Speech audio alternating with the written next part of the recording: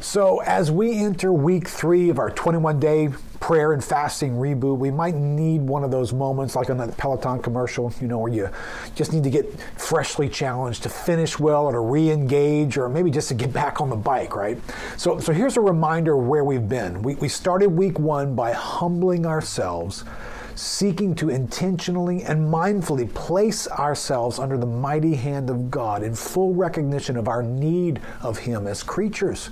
We were rebooting our humility. And then week 2, I featured the opportunity for us to be discerning about the days in which we're living, remembering that quite often when God was freshly engaging His people, He would send prophets to point out how the latest trends and ideas were impacting their lives. We were rebooting our sense of spiritual warfare. Now week 3 is going to feature our partnership with a local church. As Christians, we are intended by God to live as members of a local flock and to be led by local shepherds that He's appointed to be in our lives. So this week, we want to give our attention to rebooting our local church.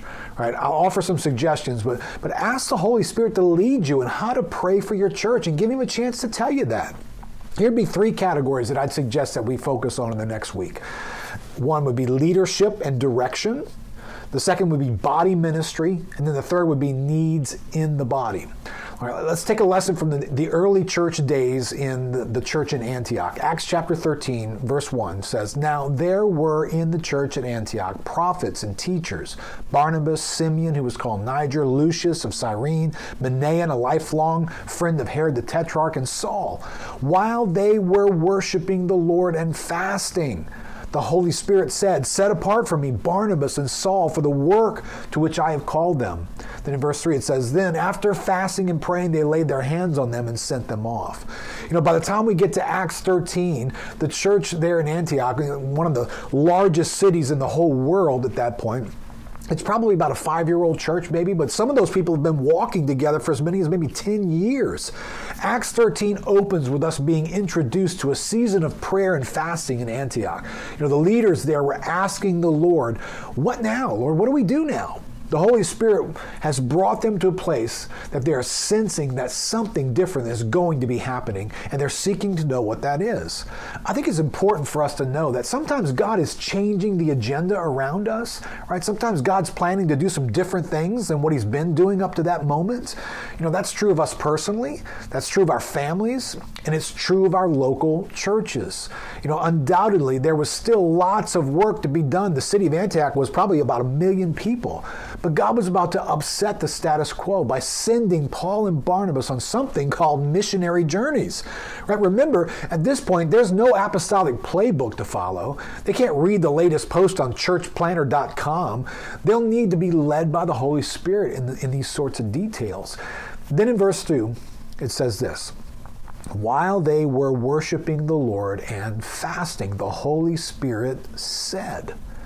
I'd like to propose that we as a local church are facing some moments where there's not a specific playbook. What are the issues and challenges that the church will be facing in our post-COVID and device-driven world? Without question, the way people do life and the way many do church is changing.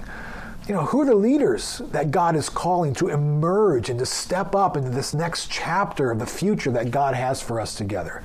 What are the challenges that we're going to be facing in the future that's going to need faith from God? What kind of wisdom will we need to accomplish the things that God has called us to? And what opposition from the enemy are we about to face?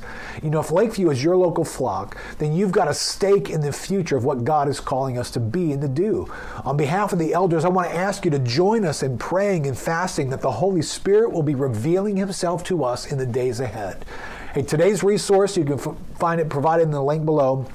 It's going to help you to consider some categories or ways that you can be turning your attention to God as you pray for God to lead us through these unusual days and into the future.